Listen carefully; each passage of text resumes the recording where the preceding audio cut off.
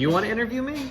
I want to interview you. Oh, right. Well, then. But he can interview you too. We'll get 2 interviews. Wow. And Okay. see which one's we'll do a who'd you rather. Okay. Well, that would be okay. Sounds good. Richie Stratton, Mhm. welcome to the Beyond. Hey, Thank you. there you go. Yeah, I was just told I was funny. That's good. I know. It's not bad. Not bad. You are funny. Thank you. You are my favorite comic in all of Portland. Wow. I will that's say saying that. something. Yeah, because you are the funniest. I Light humor. I appreciate that. It's the same. It's been the same joke for a lot of years. But yeah, same jokes. But yeah. So what's up? So I want to get some things out of the way. Okay. Okay, you hail from Vancouver, Washington. That's what the internet said. The internet does say that I was raised there. I was actually born in Frankfurt, Germany. Yes, that's where my parents are from. Yeah. Yeah. When did you come here? I came here when I was 2 months old, and then Southern California, where my mom's from. She's from San Diego, and then she got a job in a mailroom in Portland, and then I've been raised up here ever since. Nice. When I was 2.5 months old. Okay. So, yeah. So Portland and Vancouver both. Yeah. It's the Portland metropolitan area is where I'm. Awesome. Yeah, but I did all my schooling in Vancouver. Okay. Yeah. So did you grow up with German as a first language at all? No. It was, I was born on an American air base in Germany, so my mom, she taught me pommes frites, so I know how to order French fries if I'm ever there. But that's it, huh? that's it. I'll be rich in potatoes if I ever go to Germany. But- So I grew up with German being spoken. Oh, okay. And then I went to Germany. I went in the army and got stationed in Germany in the city where my grandmother was born. And I got Nuts. in an argument on the bus with our German bus driver. And all I could think of with all my German was Nein, Rhein, Mine. Okay. Yeah. So Did no.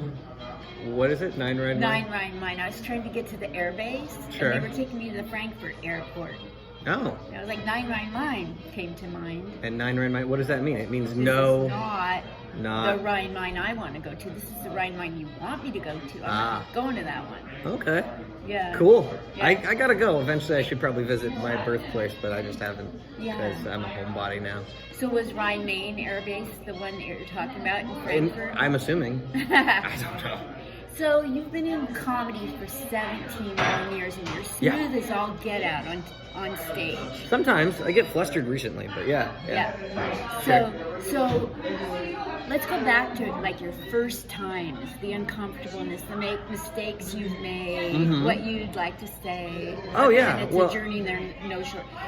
What was that like compared to? How do you like cope with how good you are compared to when you first started? I was just, I had boundless confidence when I first started, and that was super helpful. I came from acting. I was doing a lot of community theater and stuff like that, so I would approach comedy like a monologue, and so I'd write it all down. I just have it was meticulously written down, and then I'd perform it, and then I would rewrite it for the next day, and then by the end of the week I would try to have a whole new set. But yeah, it was all about monologues and monologuing it and things like that. Is that still your style? Now I just kind of just try to find things that I actually like feel passionate about and like, okay, can I write a whole joke without getting bored? And then that's kind of what I do now is like, Cool. yeah, I try to find stuff that I like and write from there. Been writing a lot of scripts recently, so that's another thing that's been taking up a fair amount of my time, but you always have that joke book in your back pocket. Yeah. So So, what is your favorite element of comedy? I don't know. I like that laughter is involuntary. I think that's good. You can't really fake it. And if you do, you can, it's a corporate laugh and you're like, oh, all right, So I like that a gut busting laugh is you can't help but do it if it's funny enough. Yes. So I like that. And then I like how everyone has to not talk when I'm talking. I really love that. I'm dead serious. It's the best. You are rude if you talk when I'm talking, and I can talk without having someone go, yeah, but, or yeah. I hate that. Oh, it drives me nuts. Me too. Oh yeah. You try to explain something to someone, and they're like, oh, I got it. I'm like, then why did you ask? Why did you ask? Have you ever told a joke and the audience didn't think you were telling it fast enough and kind of went, yeah, get to the point? The only time I feel like that happens is when when they get to the punchline before I get to it. So I want to make sure that they don't see it coming. So that's the time when I'm like, I should have told it faster in a different way, you know, something like that. I like that. Yeah, storytelling is fine for me, but I'm a big proponent of laughs per minute. You need to have like as many as you can fit in there, and economy of words. Don't use 2 words when one will do. Like, get to that punchline as fast as possible, because you're gonna lose that drunk audience. Yeah. I don't exactly play places that have an attention span. It's usually wilder, crazier venues. So it's like, let's get to that. I always try to just be as fast and as many jokes as possible. And you are. So like, when you clock yourself, how many laughs per minute I think there's 5 to 7 in there. Somewhere around there. I try to keep it around like 10 to 12, but if I can, you know. Wow. But I've since started slowing down and actually enjoying the laugh when I got it, instead of like cutting off the laugh to get to the next thing, cutting off the laugh to get to the next thing. Like, oh, you know, I earned this laugh. I'm gonna bask in it for a minute, and then continue with the jokes. So that's nice. Yeah, I noticed a nice blend between tons of laughs per minute, but yet I noticed a slowing down to enjoy it. I did notice that. Thank you. Yeah, well, good. Comes across. Good. I'm working on it. Yeah, you can tell when somebody's on stage and they've got more than 10 years of experience, because then that's when that slowing down happens. Oh, yeah, you get really nervous when you first start out, and you're just like, and then you see that light, and that's when I feel bad for some comics. I'm like, I gotta say this, and this, and this, and I gotta get it all out. And I'm like, if it was good, you'll have another shot. You'll be able to get out there again. And so it's like, just tell the jokes that time allows and get off stage. Don't try to fill that 1 minute with like 30 jokes. You know? Yeah. So you're talked about your comedy and what you like and what your angle of comedy is. It's very few words, lots of laughs per minute, which is what every comic should be trying to do, but you've mastered it. Oh, I doubt that. If I mastered it, I should quit. No, I have a long way to go. Well, you have humility, but to me, when I'm watching you, I see perfection in the few words and the tons of laughs a minute. So, kudos on that. You're the funniest comedian in Portland to me. Well, golly. If I had to pick one person I'd want to see, it would be you. Every time. Thanks. And I mean that. I've told you that privately. I'm saying it here. So, I want to go off script from comedy. Okay. People need to know you to like you. Sure. On stage, they know what you want them to hear. Let's hear a little bit about what you're passionate for or against, where your hot buttons are in life, what's going on in the world that you'd like to see. Away from comedy, who is Richie? Who is Richie away from comedy? Yeah. I have them to get to know you. Sure. I'm constantly trying to relax. Really? Yeah, that's kind of what I'm always searching for, a way to calm down, and by any means necessary, almost, because I'm very hyperactive and my mind goes a mile a minute. And I just want to shut it up so I can, relax, because I'm very tense, and so that's one thing. So I live on a property that I love a lot. I have chickens. Nice. Yeah. They keep you in the moment, right? Oh my gosh, nothing is more fun than watching 7 chickens argue over one piece of pizza. It's the best. It's so relaxing. That, campfires, and then I don't know, I play a lot of video games. I have an Xbox One that I play a lot of. And then when I'm not playing that video game, I'm playing on my phone. I usually every couple of months I'll find a new phone game and I'll be obsessed with it. So that takes up my lunch. And then I find what I do for my day job. What is your day job? I'm a locksmith. Oh, that's right. You said that in your comedy. I do say it in my comedy bits. My skit, my comedy skit.